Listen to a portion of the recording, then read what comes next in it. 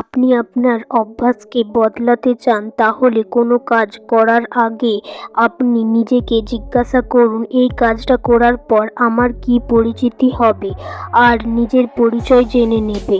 এরকম করলে শুধু 15 দিনেই নিজের মধ্যে পার্থক্য দেখতে পাবেন, আর আপনার অভ্যাস নিজেই ঠিক হয়ে যাবে।